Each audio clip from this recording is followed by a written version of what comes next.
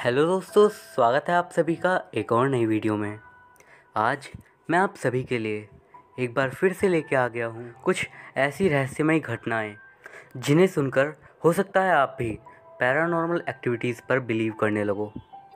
Stories पे आने से पहले मैं आप सभी लोगों को बहुत बड़ा वाला थैंक्स देना चाहता हूँ, क्योंकि हमारे चैनल के 20,000 सब्सक्राइबर्स पूरे हो चुके हैं। आपको बता दूँ कि जब मैंने चैनल स्टार्ट किया था तब कभी नहीं सोचा था कि मेरे इतने सब्सक्राइबर्स होंगे। होप आप इस नंबर को आगे बढ़ाते रहोगे। इसीलिए मैंने सोचा है कि आपको एक 1 आवर का स्पेशल वीडियो दूं, और उसके ऊपर मैंने वर्क स्टार्ट भी कर दिया है। और अगर आपके साथ भी कोई ऐसा पैरानॉर्मल एक्सपीरियंस हुआ है तो आप उसे स्क्रीन पर दिख रही मेरी इंस्टाग्राम आईडी पर मुझे मैसेज करके बता सकते हो, या फिर आप चाहो तो मुझे मेरी मेल आईडी पर भी बता सकते हो, जो कि डिस्क्रिप्शन में आपको मिल जाएगी। तो अब बढ़ते हैं आज की पहली कहानी की तरफ। मेरा नाम राखी है और मैं गिरिडीह ज़िले से हूँ। ये बात आज से लगभग 4 साल पहले की है। उस वक्त मेरे पापा एक बहुत ही खतरनाक बीमारी से ग्रसित थे। कुछ दिन बाद जब पापा की हालत सीरियस हो गई तो उनको गिरिडीह के डॉक्टर ने रांची में रेफ़र कर दिया। लेकिन उन्हें रांची ले जाते वक्त ही एक ऐसी घटना हो गई जिसके बारे में हम में से किसी ने नहीं सोचा था। रांची ले जाते हुए ही मेरे पापा की मृत्यु हो गई और वो हमें और इस दुनिया को छोड़कर चले गए। उसके बाद तो समय कैसे बीत रहा था बिल्कुल नहीं पता। सभी लोगों का रो रो के बुरा हाल था। पापा को गए हुए 2 दिन बीत चुके थे। पूरा घर शोक में था। किसी को यकीन ही नहीं हो रहा था कि पापा अब इस दुनिया में नहीं रहे। पापा अपने जनरल स्टोर में बैठा करते थे और अपनी दुकान से उन्हें बहुत ज़्यादा प्यार था। तो 2 दिन बाद शाम का वक्त था। मेरी मौसी छत पर बैठी थी। वो अपने छोटे बेटे को दूध पिलाने के लिए लेके गई थी। वो छत पर बने एक कमरे में बैठी हुई थी। वहाँ पर उनके अलावा और कोई भी नहीं था। वो बेड पर बैठी हुई थी और अपने बेटे को बोतल से दूध पिला रही थी। अचानक से वो दूध की बोतल उनके हाथ से नीचे गिर गई, और जब वो बोतल उठाने के लिए नीचे झुकी तो उनके होश उड़ गए।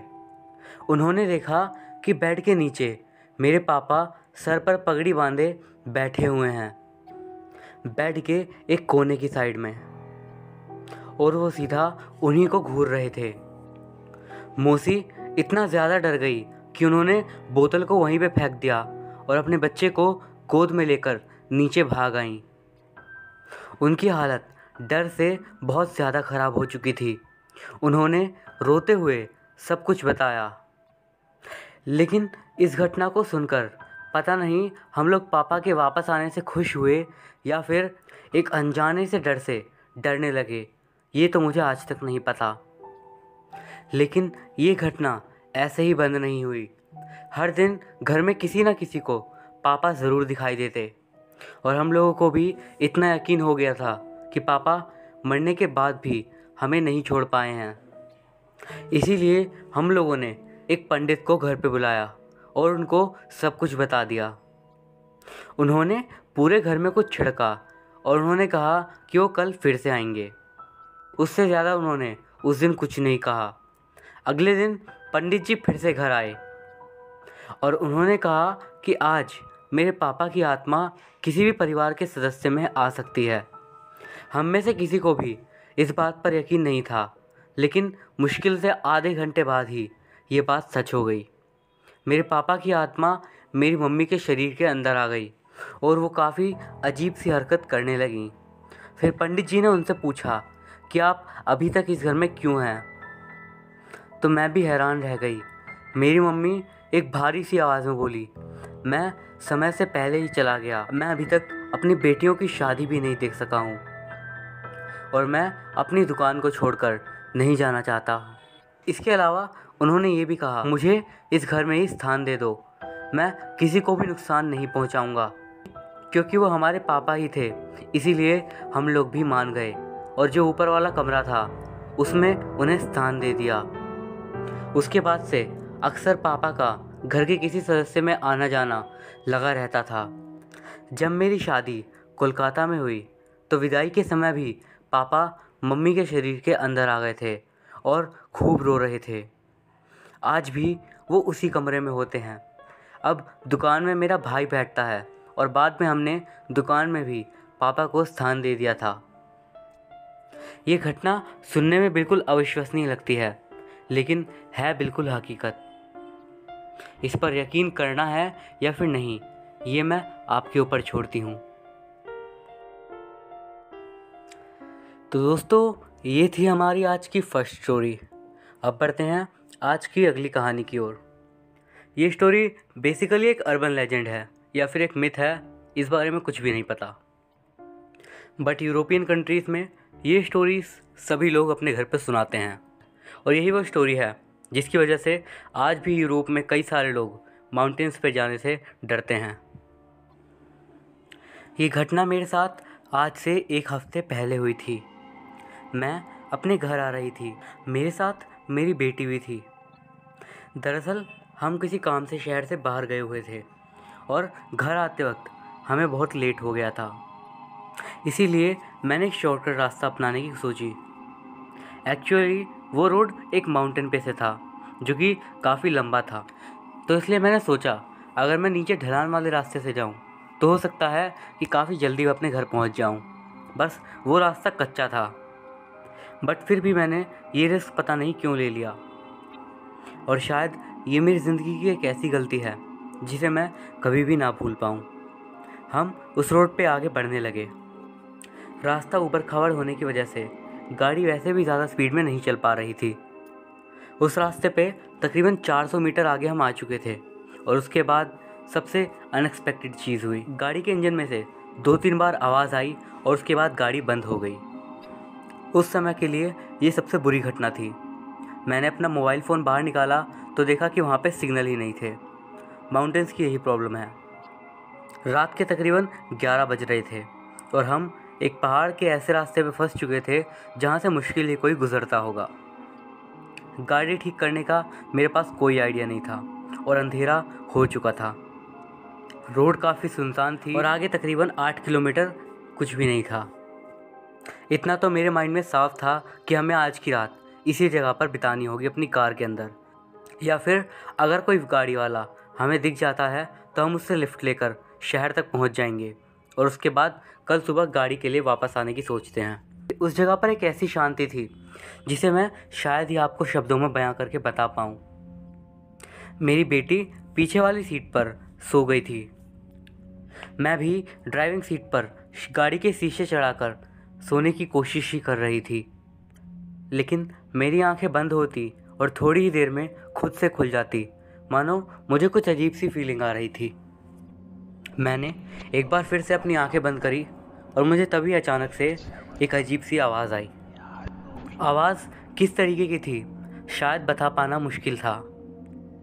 वो आवाज़ मतलब बहुत ही ज़्यादा फटी फटी सी लग रही थी और भारी टाइप की भी।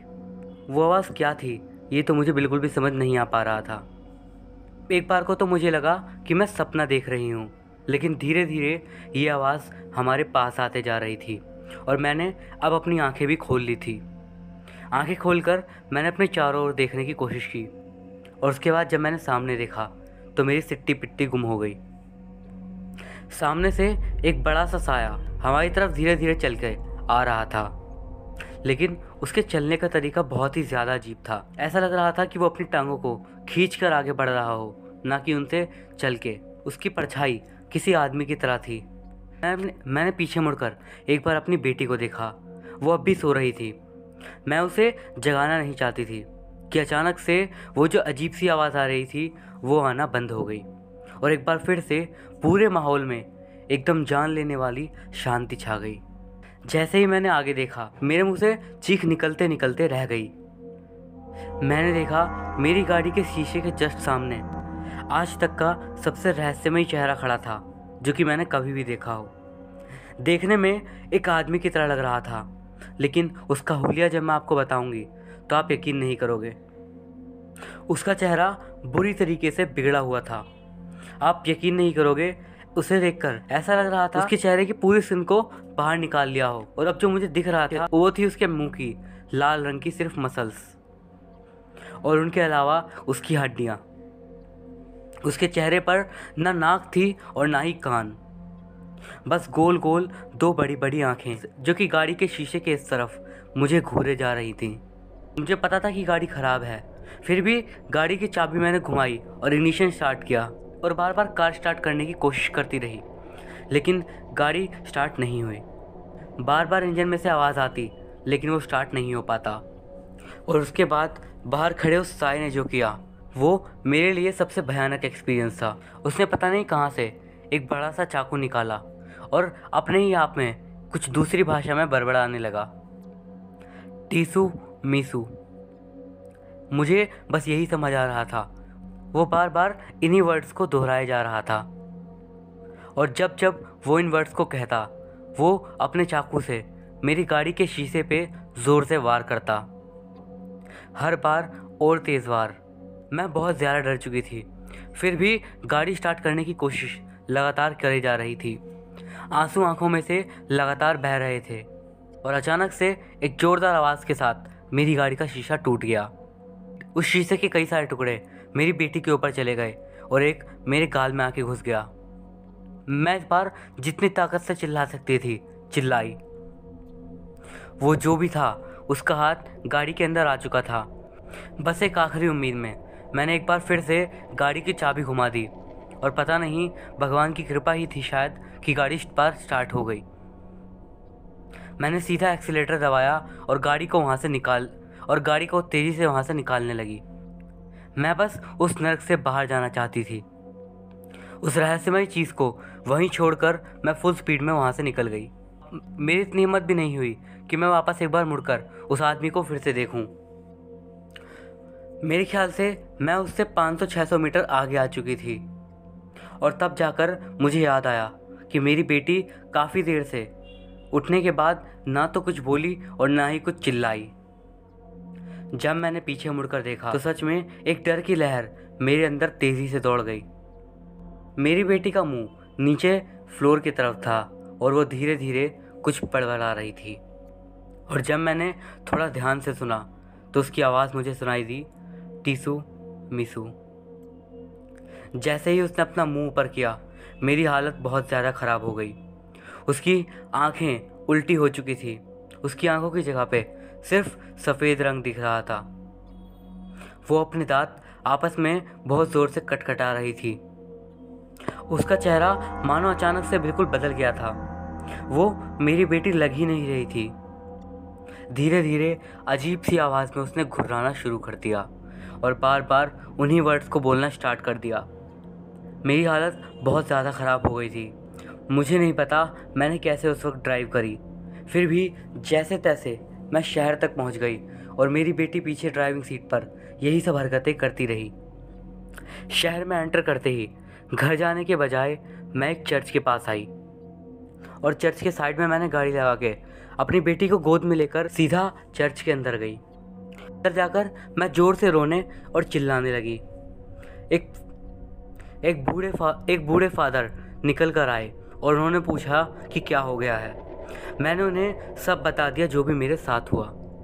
उन्होंने एक बार मेरी बेटी को देखा और उसके बाद उसे अपनी गोद में लिया, और उसके बाद उसे अंदर ले जाकर चर्च के ऑल्टर पे लिटा दिया।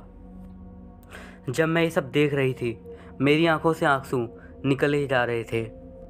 उन्होंने क्रॉस मेरी बेटी के माथे पे रखा और उसके बाद लैटिन में प्रेयर्स पढ़ने लगे। उन्होंने कहा कि हमें उस रात वहीं पर रुकना पड़ेगा, और मेरी बेटी इतनी ज़्यादा ख़तरनाक सी हो गई थी कि उसे रात भर के लिए बेड पर बांधना पड़ गया। उसके हाथ में हाथ लिए फादर काफ़ी देर तक प्रार्थना करते रहे। काफ़ी देर तक ऐसा ही रहा, और उसके बाद आखिरकार वो हार के मेरे पास आए और उन्होंने कहा मेरी बेटी शैतान के कब्ज़े में आ चुकी है और उन्हें अब एक्सोर्सिज्म करना पड़ेगा। और उन्होंने साथ ही साथ ये भी कहा कि अगर ये एक्सोर्सिज्म 49 दिनों के अंदर नहीं हुआ तो वो कभी भी पहले जैसे ठीक नहीं हो पाएगी और हमेशा के लिए ऐसी ही रह जाएगी। उस दिन के बाद से अगले 4 दिनों तक मेरी बेटी पे एक्सोर्सिज्म किया गया, लेकिन मेरी बेटी ठीक नहीं हो पाई। इस बात का मुझे बहुत ज़्यादा दुख है। अब वो ज़िंदा तो है, लेकिन ऐसा लगता है कि वो मेरी बेटी है ही नहीं। वो मुझे ऐसे घूरती है कि मुझे डर लगने लगता है। मुझे बस अपनी बेटी चाहिए, पर अब शायद ही ऐसा हो। बस आपसे यही कहना है कि अगर आप कभी भी पहाड़ों के रास्ते से जा रहे हो तो बस कुछ भी हो जाए, गाड़ी भूल कर भी मत रोकिएगा। मैं पछता रही हूँ, नहीं चाहती कि आप भी पछताओ। दोस्तों, आप बढ़ते हैं आज की अगली कहानी की ओर। ये स्टोरी एक स्कूल के ग्रुप ऑफ फ्रेंड्स के बारे में है। स्टोरी बहुत ही ज़्यादा रहस्यमयी और अजीब सी है। जिस लड़के ने ये सब बातें बताई वो 1 हफ्ते बाद ही मर गया। ये घटना श्रीलंका की है। आइए जानते हैं कि आखिर उसने कहा क्या था। 1 हफ्ते पहले की बात है। मेरे स्कूल के कई सारे दोस्त अचानक से मारे गए और कुछ जो बचे थे वो पागल हो गए। डॉक्टर्स का कहना है कि उन्हें किसी तरीके की मेंटल इलनेस है, लेकिन सच्चाई जो है वो सिर्फ मैं जानता हूँ। वो एक रूहानी शक्ति के कब्ज़े में है। जब मैं स्कूल जाता था, स्कूल में हम 5 लड़कों का एक ग्रुप था। मैं आपको हम में से किसी का भी नाम नहीं बता रहा। हम में से कोई भी ज़्यादा पढ़ाई में ध्यान नहीं देता था और हम दिन भर फालतू के काम करते रहते थे। टीचर्स को भी इस बारे में पता था और इसीलिए वो कभी भी हमारे होने या ना होने को नोटिस नहीं करते थे। एक दिन की बात है, हमारे 2 दोस्त हमारे पास आए और उन्होंने बताया कि हमारा जो पड़ोसी शहर है उसमें एक ऐसा घर है जिसके बारे में कई सारे लोगों का कहना है कि उस घर में कुछ बहुत अजीब है। उस घर में जो आदमी रहता था वो पागल हो गया और उसके बाद उसने खुद आत्महत्या कर ली। जब उस आदमी की पत्नी और बच्चों ने उसकी लाश देखी तो वो लोग ट्रॉमेटाइज हो गए और उसके बाद वो उस घर को छोड़कर चले गए। ये घटना लगभग 8 साल पुरानी है और तब से लेकर अब तक वो घर बिल्कुल खाली है। ये बातें सुनकर हमारा बहुत ज़्यादा मन करने लगा कि हम एक बार उस घर में ज़रूर जाएं, और हमने किया भी कुछ ऐसा ही। अगले दिन हम सभी लोगों ने लंच के बाद स्कूल बंक कर दिया और उसके बाद हम सभी लोग अपनी अपनी साइकिल से उस शहर की तरफ चल दिए। वो शहर ज़्यादा दूर नहीं, हमसे बस 15 किलोमीटर की ही दूरी पे होगा। जब हम उस जगह पे पहुँचे तो हमें एक बहुत ही बड़ा सरप्राइज़ मिला। वो घर बिल्कुल नॉर्मल घरों की तरह दिखता था। उस घर को देखकर मतलब कोई नहीं कह सकता कि उस घर में शायद ही ऐसा कुछ कभी हुआ भी हो, या फिर इस घर के बारे में ऐसी बातें लोग कहते हों। मेरे जिन दोस्तों ने हमें इस घर के बारे में बताया था वो दोनों ही आगे आगे अंदर जा रहे थे और हम उनके पीछे पीछे। गेट बंद था, इसीलिए हम लोग पास ही की खिड़की में से उस घर के अंदर चले गए। हम लोग दरअसल किचन से अंदर गए थे। हमने किचन में देखा, वहाँ हमें कुछ भी खास नहीं दिखा, इसीलिए हम सीढ़ियों से ऊपर जाकर बेडरूम्स देखने लगे। लेकिन उस घर का ज़्यादातर सामान खाली किया जा चुका था और तभी मेरे एक दोस्त ने हॉल में कुछ चीज़ नोटिस करी। हमने देखा हॉल के साइड में ऊपर की तरफ 2 खिड़कियां हैं, लेकिन हैरानी की बात ये थी कि वो खिड़कियां घर के पीछे की दीवार की नहीं बल्कि किसी और रूम के लिए थी। लेकिन उससे भी ज़्यादा रहस्यमय बात ये थी कि इस रूम में जाने के लिए कोई भी दरवाज़ा नहीं था। हमें ये बहुत ज़्यादा अजीब लगा कि अगर किसी ने यहाँ पे कमरे बनवाए तो उनके लिए दरवाज़ा क्यों नहीं बनाया, और हमारा मन किया कि क्यों ना हम उस कमरे में एक बार देखें। इसीलिए हम लोग एक दूसरे के कंधे पे चढ़कर और स्टूलों की मदद से उन खिड़कियों तक पहुँचे और उसके बाद अंदर देखने लगे। अंदर एक बहुत ही ज़्यादा अजीब सी और गंदी बदबू आ रही थी। वो बदबू किस तरीके की थी शायद ही मैं आपको बता पाऊँ। उस कमरे का पेंट भी बाहर के पेंट के मुकाबले बहुत ज़्यादा पुराना लग रहा था। वो बस एक खाली कमरा था जिसके साइड में बस एक बड़ी सी मेज़ रखी हुई थी जिसके ऊपर एक काले रंग का बॉक्स था। और जब हमारी नज़र सामने वाली दीवार पे गई तब हम लोग हैरान रह गए। उस दीवार पे एक बड़ा सा क्रॉस था, लेकिन हैरान कर देने वाली बात ये थी कि वो क्रॉस ब्लैक कलर का था। सिर्फ वो क्रॉस ही नहीं, वो जो मेज़ पड़ी थी उस कमरे में और वो डिब्बा था वो भी बिल्कुल ब्लैक थे। हम में से एक लड़के ने कहा, मुझे यहाँ पर अच्छा नहीं लग रहा है। मैंने भी कहा, इस जगह पे कुछ तो है जो कि बहुत ज़्यादा अजीब है। लेकिन हमारा एक दोस्त जल्दी से वहाँ से नीचे कूदा और वो जो ब्लैक कलर का बॉक्स था उसे अपने हाथ में ले लिया और उसने कहा, देखते हैं इसमें क्या निकलेगा। वो भी कह ही रहा था कि मेरी नज़र नीचे फ्लोर पर पड़ी। मैंने देखा कि उस फ्लोर पर कुछ तो था जो कि किसी पैनी चीज़ से खरोचा गया था, और जब मैंने इस चीज़ को समझा तो मेरे भी होश उड़ गए। मैंने देखा वो एक बड़ा सा स्टार बना हुआ था जिसके चारों तरफ एक गोला था। जी हाँ, वो एक पेंटाग्राम था।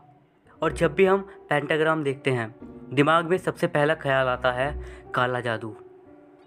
एक एक करके हम सभी लोग उस रूम के अंदर कूद गए, और जैसे ही हम में से एक लड़का नीचे कूदा, फ्लोर का एक हिस्सा थोड़ा अंदर की ओर धंस गया, और तब हमें पता चला कि वो एक लकड़ी का फ्लोर था जो कि ऊपर से देखने में बिल्कुल कंक्रीट फ्लोर की तरह लग रहा था। और जब वो लकड़ी का हिस्सा जो कि उसने तोड़ दिया था उसके ऊपर से वो उठा तो हम लोग हैरान रह गए और डर भी गए। हमने देखा ज़मीन पर उल्टे क्रॉस बने हुए थे, और उल्टे क्रॉस का मतलब होता है किसी शैतानी शक्ति का वजूद। इतने में ही हमारा एक दोस्त जो कि उस बॉक्स को खोलने की कोशिश कर रहा था, उसने एक छोटी सी कांच की बोतल निकाली और उसके अंदर जो था वो बेहद ही हैरान कर देने वाला था। उसने कहा, ये क्या है लाल लाल सा? और तभी मेरे एक दोस्त ने कहा, कहीं ये खून तो नहीं? और उसी वक्त जो घटना वहाँ पर घटी वो बिल्कुल भी यकीन करने लायक नहीं है। वो जो ब्लैक कलर का क्रॉस लगा हुआ था दीवार पे, वो अचानक से जलने लगा, और देखते ही देखते आग धीरे धीरे फैलती जा रही थी।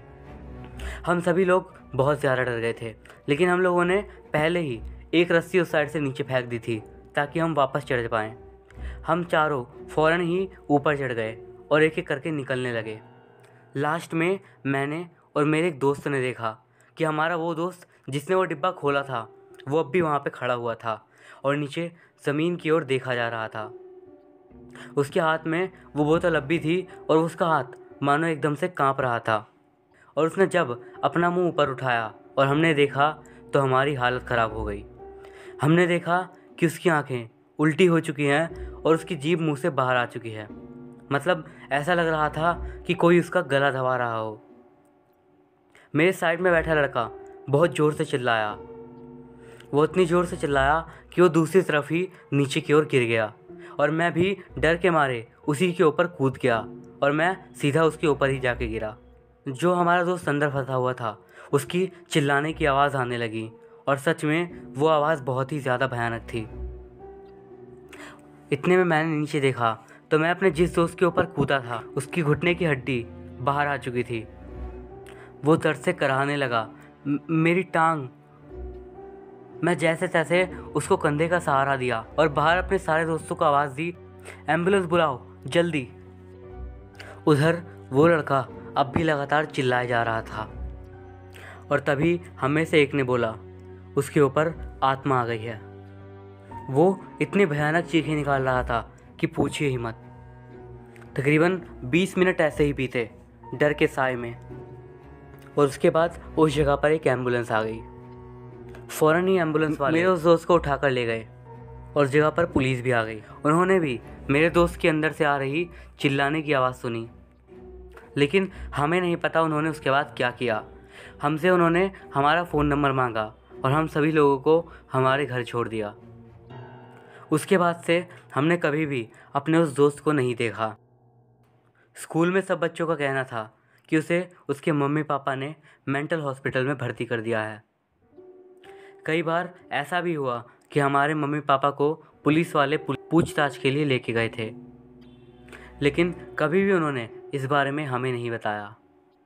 ये घटना इतनी बड़ी थी कि अगले 2 सालों तक हमारा स्कूल बंद हो गया था, और जब हमारा स्कूल वापस से स्टार्ट हुआ हम बिल्कुल नहीं चाहते थे कि हम कोई भी प्रॉब्लम फिर से क्रिएट करें। इसीलिए हम जितना हो सके उतना शांत रहने की कोशिश करते थे। लेकिन एक दिन जब मैं अपनी क्लास में था मुझे पता चला कि मुझे प्रिंसिपल के ऑफिस में बुलाया गया है, और जब मैं अंदर गया तो मैंने देखा जो मेरे 3 दोस्त तब बचे हुए थे उनमें से 2 लड़के वहीं पर बैठे हुए थे, और उनके चेहरे पर बहुत बड़ा दुख मैं साफ देख सकता था। मेरे वो रूम बंद करते के साथ ही प्रिंसिपल सर ने कहा, वो मर चुका है। हमारा जो चौथा दोस्त था वो भी मर गया था। हमारा एक और दोस्त मारा जा चुका था। मुझे बिल्कुल भी यकीन नहीं हुआ। फिर मुझे याद आया कि हाँ, वो पिछले कुछ दिनों से स्कूल नहीं आ रहा था, लेकिन हमने सोचा था कि वो शायद स्कूल अटेंड ना कर रहा हो। तब सर ने हमें बताया कि वो सीढ़ियों से नीचे गिर गया और उसके बाद कार्डियक अरेस्ट के बाद उसकी मौत हो गई। लेकिन सबसे ज़्यादा हैरानी की बात थी कि वो सिर्फ 14 साल का था। डॉक्टर्स भी इस बात को नहीं समझा पाए कि उसके साथ ऐसा क्यों हुआ, और शायद कोई भी ना समझा पाए। बचे हुए हम 3 लड़कों ने बिल्कुल रोते हुए दिल के साथ प्रिंसिपल ऑफिस से बाहर निकले। अपने 5 दोस्तों के ग्रुप में से अब बस हम 3 लोग बच रहे थे। हमने एक दूसरे से कुछ भी नहीं कहा, शायद कुछ कहने के लिए बचा ही नहीं था। हमारे चेहरे पे जो डर था वही सब कुछ कह रहा था। उसके बाद मेरे मम्मी पापा को वहाँ पे मुझे रखना सही नहीं लगा और उन्होंने मुझे मेरे मामा के घर पे भेज दिया। 3 महीने वहाँ रहने के बाद जब मैं वहाँ वापस आया तो मुझे मेरा कोई भी दोस्त नहीं मिला। वो दोनों मुझे वापस आने के बाद से नहीं मिले। एक दिन की बात है, मुझे मार्केट में मेरे एक दोस्त की बहन मिली और जैसे ही उसने मुझे देखा उसकी आंखों से आंसू गिरने लगे और उसने मुझे बताया कि उसका भाई अब मर चुका है और मेरे अलावा जो बस आखिरी दोस्त बचा था वो पागल हो चुका है। उसने बताया कि उसका जो भाई था वो रात में ये कहकर कमरे में गया कि वो सोने जा रहा है, और उसके बाद जो खौफनाक नज़ारा उसके कमरे में सुबह देखने को मिला वो बहुत डरा देने वाला था। उसने अपने सर के बाल छील लिए थे और उन बालों को छत के पंखे पे चिपका दिया और उसके बाद खुद रस्सी डालकर अपने आप को फांसी लगा दी। उससे भी ज़्यादा डरावनी बात ये थी, उसने अपनी एक आंख में एक पेंसिल घुसा रखी थी और उसने सुई से अपना ही मुंह आधा सिल रखा था। ये बातें सुनकर ही मुझे इतना ज़्यादा डर लगने लगा कि पूछिए ही मत। रही बात एक आखिरी दोस्त की, वो बिल्कुल पागल हो गया और एक दिन सड़क पर बिना कपड़ों के घूमने लगा। जो भी उसके सामने आया वो एकदम शैतानी हंसी हंसने लगा, यहाँ तक कि वो अपनी आंखें बंद नहीं कर रहा था। और जब सब लोगों ने ध्यान से देखा तो पता चला कि उसने अपनी आंख के ऊपर की खाल फाड़ रखी थी, जिस वजह से उसकी आंखें बंद नहीं हो पा रही थी। और उस वक्त मुझे पता चला कि अब बस हम 5 में से मैं ही हूँ जो कि ठीक बचा हुआ है और मेरे साथ भी कुछ ना कुछ बुरा होने ही वाला है। मैं ये सब बता रहा हूँ, हो सकता है कुछ टाइम बाद ही मैं मर भी जाऊँ, और ये सब स्टार्ट भी हो चुका है। पिछले 3 दिन से मुझे एक अजीब सा बुखार चढ़ रहा है जो कि खुद ही चढ़ता है और खुद ही उतर जाता है। मेरा कुछ भी खाने या पीने का मन नहीं करता। ऐसा लगता है कि बस छाती के अंदर कुछ तो है जो कि अचानक से बाहर आ जाएगा। बस ऐसा लग रहा था कि अब मैं मौत के दरवाजे पर हूँ। मेरी आंखों का सफ़ेद वाला हिस्सा भी धीरे धीरे काला होता जा रहा था। मुझे बहुत ज़्यादा दर्द होने लगा था। मुझे इस बात से फ़र्क नहीं पड़ता था कि मैं ज़िंदा बचूं या फिर मर जाऊं। मुझे बस इस दर्द से छुटकारा चाहिए था। मैं बस चाहता था कि ये सब जो मेरे साथ हो रहा है ये सब बंद हो जाए। और एक रात मैंने सपना देखा, एक ऐसा सपना जो कि बहुत ही भयानक था। मैंने देखा मेरा वो दोस्त जिसने सबसे शुरू में वो काला डिब्बा खोला था वो मेरे सपने में आया। उसका शरीर बिल्कुल गायब था, बस हड्डियाँ और थोड़ी सी बची हुई खाल। उसकी पूरी त्वचा काली हो चुकी थी और उसकी आंखें बिल्कुल सफ़ेद। इतना डरावना लग रहा था वो कि पूछिए ही मत। और उसने मेरे पास आके मेरे कान में धीरे से कहा, बस तुम ही हो। मैंने भी पता नहीं कैसे हाँ में उत्तर दिया। बस तुम ही हो जिसे पता है कि उस दिन वहाँ पे क्या हुआ था। मैंने कहा हाँ, और उसके बाद उसने कहा तुम्हें हमारे साथ आना होगा, तुम्हें हमारे साथ ही रहना होगा। और मैंने उससे धीरे से पूछा तुम कहाँ पे रहते हो। इस पर उसका जवाब था तुम्हें पता है हम कहाँ पे हैं, नर्क में, और तुम्हें भी यहीं आना होगा। तो दोस्तों ये थी हमारी आज की कहानियाँ। अगर आपको ये वीडियो अच्छा लगा हो तो इस वीडियो को एक लाइक ज़रूर कीजिएगा। इस वीडियो पे हम रखते हैं 500 लाइक्स का। होप आप इसे पूरा कर दोगे। मैं अभिषेक मिलता हूँ आपसे अगली वीडियो में। तब तक के लिए गुड बाय।